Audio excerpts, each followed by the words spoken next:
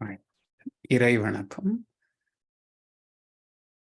ஆதியனும் பரம்பொருள் மெய்யெழுச்சி பெற்று அணுவென்ற உயிராகி அணுக்கள் கூடி மோதி இணைந்து இயங்குகின்ற நிலைமைக்கேற்ப மூலகங்கள் பலவாகி அவை இணைந்து வேதித்த அண்ட கோடிகளாய் மற்றும் பிறப்பிறப்பிடை உணர்தல் இயக்கமாகி நீதிநெறி உணர் மாந்தராகி வாழும் நிலை உணர்ந்து தொண்டாற்றி இன்பம் காண்போம்.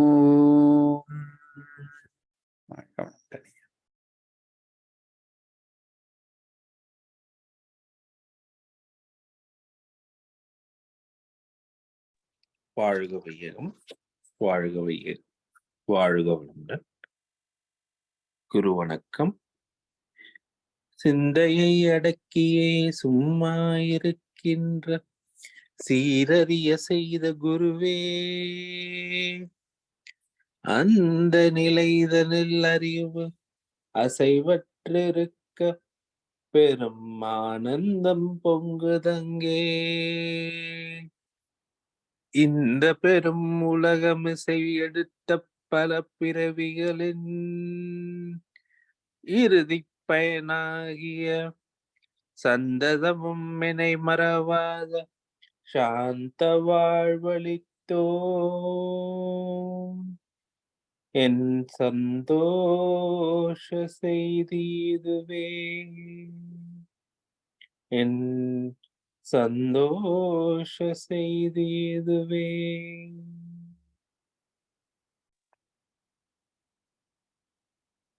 வாழ்க வையகம், வாழ்க வையகம், வாழ்க வளமுடன். குரு வாழ்க, குருவே துணை. இன்று நமக்காக ஆழ்ந்த துரியதவம் நடத்திய அருள்நிதி அருளையா அவர்களை வாழ்த்துவோம். அருள்நிதி அருளையா அவர்கள் வாழ்க வளமுடன். அவர்களின் அன்பு குடும்பம் வாழ்க வளமுடன். அவர்களின் உடல் நலம் வாழ்க வளமுடன். அவர்களின் ஆன்மீக தொண்டு வாழ்க வளமுடன், வாழ்க வளமுடன், வாழ்க வளமுடன். வாழ்க வையகம், வாழ்க வையகம், வாழ்க வளமுடன். குரு வாழ்க, குருவே துணை. ஞானக்களஞ்சிய கவி. ஒடுங்கி உணர்ந்திடு நினைவை அடக்க நினைத்தான் நிலையா நினைவை அறிய நினைத்தால் நிலைக்கும் அறிய நினைத்தால் நிலைக்கும். நன்றி. வாழ்க வளமுடன். Good morning everyone. Be blessed by the divine. Today's granite wisdom poem. Shrink to realize. Imprints created at any particular frequency expand to produce thoughts and inner visions. Whenever the frequencies touch the same levels once again, sin imprints are normally produced in the emotional state of 14 to 40 cycles per second. Even as the evil temperaments rule the mind, imprints once produced expanded repeatedly to produce the same thoughts and actions, which in time transform into habits. The only way to overcome the evil is to alter the frequencies of the mind waves from the level of 14 to 40 cycles per second through suitable practices. Even though it is not an easy task to keep a vigil over the frequencies and foster good thoughts all the time, it can to a certain extent be achieved through the practice of meditation. Thoughts cannot be controlled, but it can be handled well through practicing the right frequencies. Regular practice helps one gain mastery over the frequencies and the thoughts they generate. For example, when the mind begins to travel beyond the levels of sensory stimuli and remains focused at Shaktikalam during Kundalini meditation, the frequencies come down from the beta levels of 14 to 40 cycles per second to the alpha 8 to 13 cycles per second, theta 4 to 7 cycles per second, and delta 1 to 3 cycles per second levels. When it begins to transcend the feelings born of body conscious and becomes one with the universal field and the static state. People who have mastered the art of attaining the levels mentioned above find their minds traveling to very subtle frequencies even as they commence to study, analyze, or probe into the secrets of the universe. The mind can also at times refuse to attain the desired frequencies and wander on its own on account of physical ailments, food habits, or other factors. The mind, unlike machines, cannot be made to run according to one's fancies for the simple reason it is the dynamic fraction of the absolute. The divine state and the mind may be compared to an object and its shadow. The shadow remains inseparable from the object despite assuming different shapes or sizes in keeping with the angle of the light that strikes the object. It can also be compared to a sea and its waves. Waves rise up only to fall back and become the waters of the ocean once again. At the dynamic level, it is called the mind. At the static level, it is the Almighty Divine. The qualities of the divine are reflected in the thoughts which rule the mind. It may remain close to the divine state or stay away from it, and its proximity to the divine state can be measured from the nature of thoughts that rule the mind as well as the prowess, acuity, and focus it reveals. The mind is closest to the divine state at the frequencies of 1 to 3 cycles per second and farthest at the levels of 14 to 40 cycles per second. In other words, the mind moves closer to the divine state during the deepest stages of meditation. It is a biomagnetic wave given off by the formative dust, which in turn are fractions of the absolute. This fact becomes clear as one probes deep into the mind and its workings. Thank you all for the opportunity. Be blessed by the divine. வாழ்க வையகம், வாழ்க வையகம், வாழ்க வளமுடன். குரு புகழ் வாழ்க, குருவே துணை. ஞானக்களஞ்சியம் பகுதி 2 1551 உள்ள கவியை பார்க்க இருக்கிறோம். இந்த கவி சுவாமிஜி 31/12/1953 எழுதியிருக்காங்க. ஒடுங்கி உணர்ந்திடு, நினைவை அடக்க நினைத்தால் நிலையா, நினைவை அறிய நினைத்தால் நிலைக்கும். ஒடுங்கி உணர்ந்திடு அப்படின்றாங்க. சுவாமிஜி அகத்தவத்தின் மூலம்தான் அறிவு ஒடுங்கி முழு முதற் பொருளான பரம்பொருளில் அறிவு அடங்கி உறைந்து ஒன்றுபட்டு அதன் தனித்தியங்கும் செயலொழிந்து இருப்பு நிலையாகி விடுகிறது. இந்த அனுபவமே மெய்ப்பொருள் விளக்கம் அப்படின்னு சொல்றாங்க. நினைவை அடக்க நினைத்தால் நிலையா, நினைவை அறிய நினைத்தால் நிலைக்கும். வாழ்க்கையின் விளைநிலம் மனம்தான்.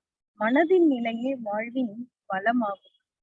மனதில் இருந்துதான் எண்ணம், சொல், செயல் என்ற 3 தொழில்களும் பிறக்கிறது. சொல்லும் செயலும் கூட எண்ணமாக தான் இருந்துதான் சொல்லாகவும் செயலாகவும் மலர்கிறது. எனவே மனம் என்றாலும் எண்ணம் என்றாலும் ஒன்றுதான். சாதாரண கண்ணாடியை சூரிய வெளிச்சத்துல வைத்தால் ஒன்றும் ஆகாது. ஆனால் அது செறிவூட்டப்பட்ட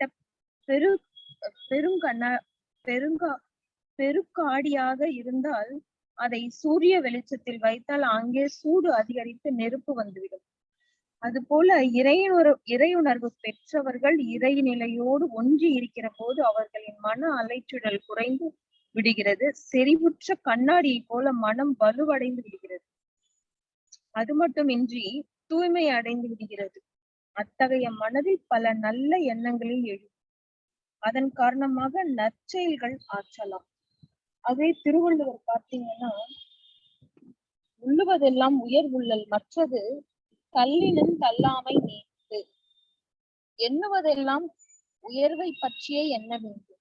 அவ்வுயர்வு கைகூடாவிட்டாலும் அவ்வாறு எண்ணுவதை விடக்கூடாது அப்படின்னு சொல்றாங்க. அதுவே புத்தர் பார்த்தீங்கன்னா, என்ன நினைக்கிறாயோ அதுவாகவே ஆகிறாய் அப்படின்னு சொல்றாங்க. அப்ப நாம எண்ணுகிற எண்ணம் எப்போதும் நல்லதாகவே இருக்கணும் அப்படின்றாங்க. இன்னொரு குறள், எண்ணிய எண்ணியாங்கு எய்துப எண்ணியார் திண்ணியராக பெறின் என்ற குறளை பாத்தீங்கன்னா, எண்ணத்தின் உறுதியும் ஒழுங்கும் அமைந்திடில் எண்ணியதெல்லாம் எண்ணியபடியே ஆகும் அப்படின்னு திருவள்ளுவர் சொல்லியிருக்காங்க. சுவாமிஜி பாத்தீங்கன்னா, எண்ணங்கள் தோன்றுவது இயற்கை தான் என்றாலும் தேவையான தூய்மையான எண்ணங்களுக்கு மட்டும் ஊக்கம் கொடுக்கணும். தீய எண்ணங்களை விலக்கி விட வேண்டும். தீய எண்ணத்திற்கு ஒருபோதும் இடமளிக்க கூடாது. நல்ல எண்ணங்களையே மனதில் ஏற்றி வைக்க வேண்டும். எண்ணத்தை அடக்க முயன்றால் அலையும், அறிய முயன்றால் தான் அடங்கும். எண்ணத்தின் மேலேயே எண்ணத்தை திருப்பிவிட்டு ஆராய வேண்டும். அப்போது அந்த எண்ணம் மாறி ஆராய்ச்சியும் விழிப்பு நிலையும் ஏற்படும். ஓர் எண்ணம் வேண்டாம் என்றால், இனி இந்த எண்ணம் எழாமல் விழிப்போடு இருப்பேன் என்ற எண்ணமே சங்கல்பமாக மாற வேண்டும். சங்கல்பம் அழுத்தம் பெற மீண்டும் அந்த தீய எண்ணம் எழும்போது அதனோடு முடிச்சு போட்டு வைத்திருக்கும் விழிப்போடு இருப்பேன் என்ற சங்கல்பமும் சேர்ந்து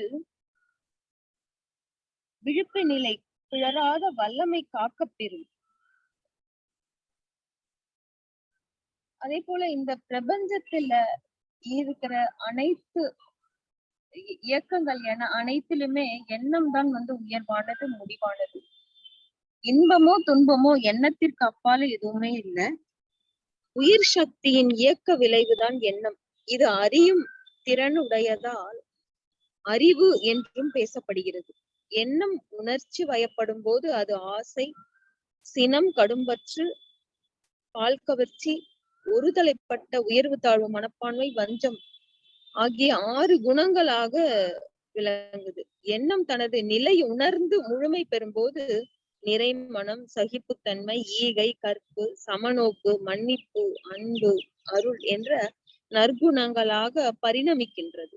எண்ணத்தை ஆராய்ச்சியிலும் தூய்மையிலும் வைத்திருப்பவன் அறிஞன், மகான், ஞானி என்றெல்லாம் அழைக்கப்படுகின்றார்கள்.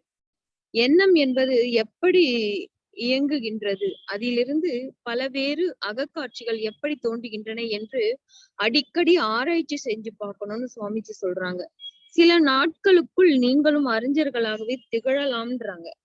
ஒளி ஒன்றுதான், அது ஆற்றிய செயல்களும் விளைவுகளும் பல பல. அது போல எண்ணம் ஒன்றுதான், ஆனால் அது ஆற்றிய செயல்களும் விளைவுகளும் கணக்கிட முடியாது.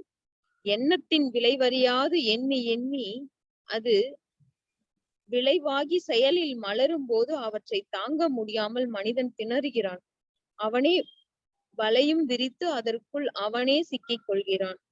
அவரவர் வாழ்வை சமைக்கும் அற்புத சிற்பி அவரவர் எண்ணமே அப்படின்னு சொல்றாங்க. ஒரே ஒரு சிறிய கதை. முன்னொரு காலத்துல ஒரு நாட்டை ஆண்ட அரசர் விவேகமிக்க மந்திரி. அந்த அரசர்கிட்ட ஒரு விவேகமிக்க மந்திரி ஒருத்தர் இருந்தார். அரசர் எங்கு சென்றாலும் அவரை அழைத்து செல்வார். அவரின் ஆலோசனைப்படிதான் அந்த மந்திரியின் ஆலோசனைப்படியேதான் அவர் எல்லாமே செய்வார். மந்திரி எங்கு சென்றாலும் தன்னுடன் ஒரு பெட்டியை எடுத்து செல்வது வழக்கம். அந்த கிராமத்துல இருக்கிறவங்க எல்லாம் சில பொறாமைக்காரர்கள் இத வச்சு, அரசே மந்திரி நல்லவர் போல நடித்து உங்களை ஏமாத்துறாரு, எப்ப பார்த்தாலும் அவர் ஒரு பெட்டி உங்க கையில வச்சுன்னு இருக்கிறாரு அப்படின்னு சொல்லிடுறாங்க. அதை சோதனை செஞ்சு பாருங்க என்றனர். அரசருக்கும் ஒரு சிறிய சந்தேகமும் வந்துருச்சு. ஒரு நாள் வேட்டைக்கு போகும்போது மந்திரி வழக்கம் போல அந்த பெட்டியை எடுத்து வந்தாரு. பெட்டியில என்ன என்று கேட்டார் அரசர். உடனே மந்திரி பெட்டியை திறந்து காட்டினார். ஆடு மாடு மேய்ப்பவன் உடுத்தும் கந்தல் துணி அதுல இருந்தது. இதெல்லாம் என்ன என்று ஆச்சரியத்துடன் கேட்டாரு அரசர். அரசே, ஆடு மேய்த்து கொண்டிருந்த போது என் புத்தி கூர்மையை பார்த்து என்னை மந்திரி ஆக்கினீர்கள். இவ்வளவு உயர் பதவி கிடைத்தால் சிலர் பழைய நிலைமையை மறந்து விடுவர். எனக்கு அப்படி இருக்க மனம் இல்லை. பழைய நிலைமை சுமந்தபடியே மந்திரி பதவியில் இருக்க விரும்புகிறேன் என்றார் மந்திரி. மந்திரிக்கு பல பரிசுகள் கொடுத்து கௌரவித்தார். புறாமைக்காரர்கள் தங்கள் செய்த சூழ்ச்சியை தாங்கள் வீழ்ச்சிக்கு காரணமானதை எண்ணி வருந்தினர் என்று கூறி இந்த நல்லதொரு வாய்ப்பினை நல்கிய அனைத்து உள்ளங்களுக்கும் நன்றி கூறி விடைபெறுகிறேன். வாழ்க வளமுடன். நன்றிகள் ஐயா.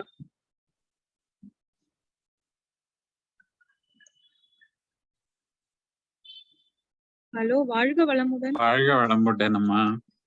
அருமையாக இன்றைய ஞானக்களஞ்சிய கவிக்கு விளக்கம் வழங்கிய ஞான ஆசிரியர் மஞ்சுளா குமார் அம்மா அவர்களும் அவரது அன்பு குடும்பத்தினரும், ஆங்கிலத்தில் விளக்கம் வழங்கிய ஞான ஆசிரியர் அருள்நிதி சங்கரி செந்தில் அம்மா அவர்களும் பாடல்கள் பாடியமைக்காகவும் அவரும் அவரது அன்பு குடும்பத்தினரும் அருட்பெயர் ஆற்றல் கருணையினாலே உடல் நலம், நீளாயுள், நிறை செல்வம், உயர்ப்புகள், விஞ்ஞானம் ஓங்கி வாழ்க வளமுடன், வாழ்க வளமுடன், வாழ்க வளமுடன்.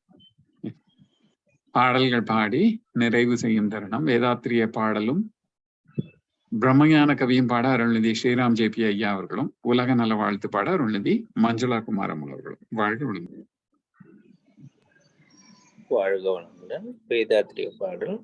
போரில்லா நல்லுலகம், பொருள் துறையில் சமநீதி, நேர்மையான நீதிமுறை, இல உலகு கோராட்சி, சீர்செய்ய பண்பாடு, சிந்தனையோர் வழிவாழ்வு, சிறப்புணர்ந்த பெண் மதிப்பு, தெய்வ நீதி வழிவாழ்தல், தேர் திருவிழா தவிர்த்தல், சிறுவர்க்கே விளையாட்டு, செயல் விளைவு உணர்கல்வி, சீர்காண்ட நிலை விளக்கம், பார் முழுதும் உணவு நீர் பொதுவாக்கல், பல மதங்கள் பல கடவுள் பழக்கம் ஒழித்து உண்மை ஒன்றை தேர்ந்தெடுதல்.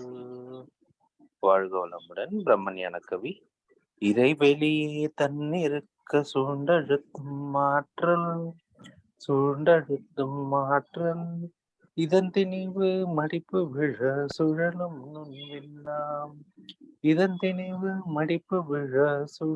நுண்விண்ணாம், நிறைவெளியில் விண் சுழல நெருக்குகின்ற உரசல், நிலைவெளியில் எழுப்புகின்ற நேரலைகள்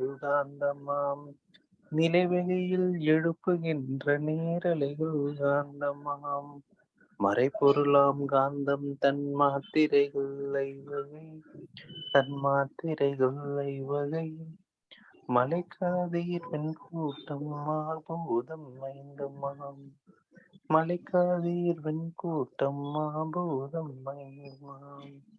முறையாய காந்த அலை மனமாம் உயிர்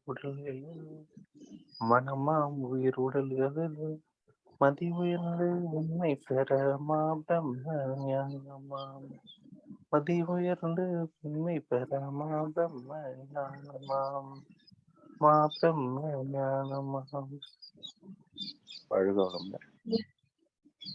வாழ்க வளமுடன். உலக நல வாழ்த்து.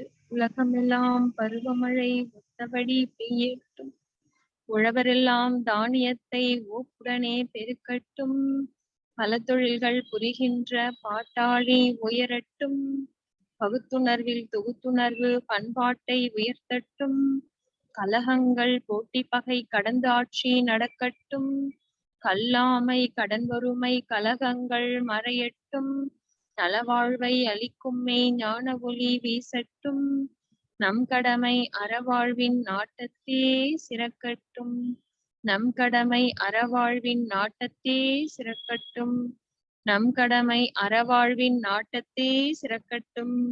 வாழ்க வையகம், வாழ்க வையகம், வாழ்க வளமுடன். வாழ்க வளமுடன். இன்றைய தவத்திலே கலந்து கொண்ட அன்பர்கள், தவத்தை வழிநடத்திய நற்சிந்தனைகள் வழங்கியோர், பாடல்கள் பாடியோர் அனைவரும் வாழ்க வளமுடன். அவர்கள் தம் அன்பு குடும்பம், அவர் தம் உடல் நலம், மனவளம், பொருள் வளம், அருள் தொண்டு, ஆன்மீக தொண்டு வாழ்க வளமுடன், வாழ்க வளமுடன், வாழ்க வளமுடன். இத்துடன் இன்றைய காலை தவ நிகழ்வு மகிழ்வோடும் நிகழ்வோடும் இனிதே நிறைவு பெறுகின்றது.